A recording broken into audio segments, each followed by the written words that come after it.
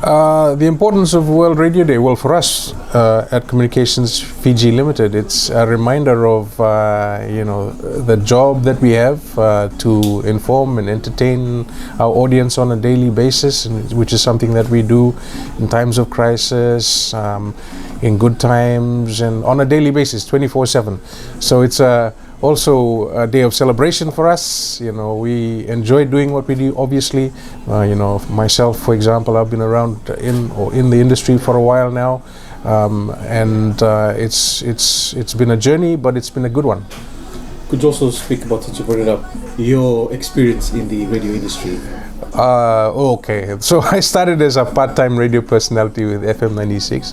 I don't think anyone remembers that, because I will be the first person to say this, I wasn't a very good radio personality, but I started in 1995 as the FM 96 Tonight Show host, and then went on to do FM 96 Drive, and then from there I did other things. I was what we call content director and music director for both radio stations, FM 96, and when Legend opened, I was the Legend FM content director and music director. So I've held a few posts, including new business manager, and then the opportunity came up for me to go to Papua New Guinea, which is what I did in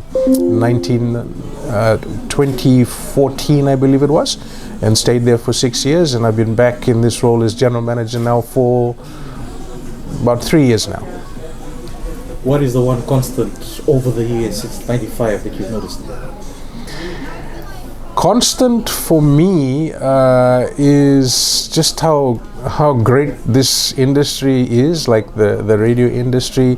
The music has been consistent along the way. Obviously, that's a big part of what we do, and that's one of the reasons why I love radio, is because of the music.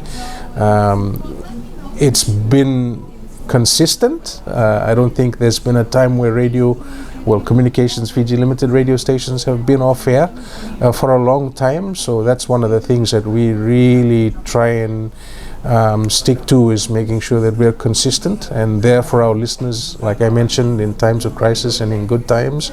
24/7, turn on the radio station and you've got a radio personality talking to you, and they've got music playing, giving you information, entertaining you, and we've also got that online element that's happening at the moment as well, where back in the day in 1995 you rarely saw me unless I stepped outside of the studio and was at an outside broadcast or at an event. But these days the radio personality is there. They're in your face. You can watch them online. You can go to Facebook, the website. They're on Instagram, on TikTok. So everything that you see or listen to on the radio, you can see online as well.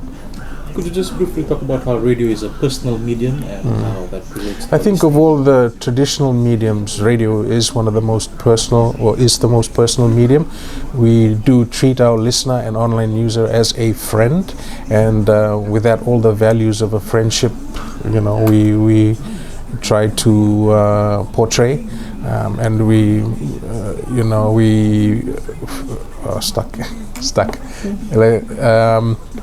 Okay, so radio is as a personal medium. Okay, so I think amongst the traditional mediums, radio is the most personal. We speak to our listener and online user on a daily basis. I mentioned 24/7, and in intimate settings as well. Radio is all around. It can be in the bedroom. Some people listen to radio in the toilet, God forbid. They're listening to radio at the breakfast table, in the living room. So it's very personal in that way, in that it's around you and it's with you all the time, and in times of crisis, and like I mentioned, in times of when we're celebrating things, radio is there. So. And for the personalities, for example, it's very easy for them to connect on a one-on-one basis with their listener and talk to them about issues that they're relating to and things that they're going through, and celebrating, things that they're celebrating, and all of that.